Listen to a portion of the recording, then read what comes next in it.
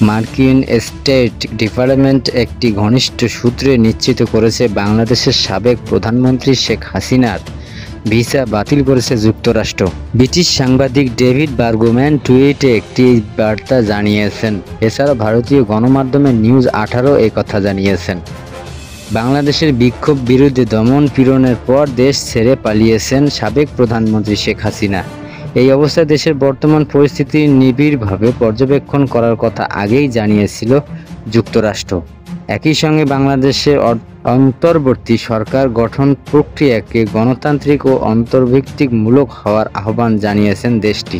Bergman সামাজিক মাধ্যমে লিখেছেন, হাসিনা যুক্তরাষ্ট্রে আশ্রয় চাওয়ার কথা বিবেচনা করছে।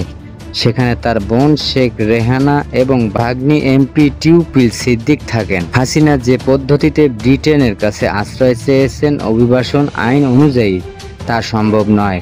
ওই পদ্ধতিতে কাউকে আশ্রয় দিতে পারেন না ব্রিটেন। এদিকে গতকাল ভারতে পৌঁছেছে প্রথমে দেশটির জাতীয় নিরাপত্তা পরামর্শক অজিত দোভাল এবং সেনাবাহিনীর উচ্চপদস্থ কর্মকর্তা। তাদের সঙ্গে বৈঠক করে শেখ হাসিনা। ওই বৈঠকে তাকে সর্বোচ্চ নিরাপত্তা দেওয়া হবে বলে আশ্বস্ত করা হয়।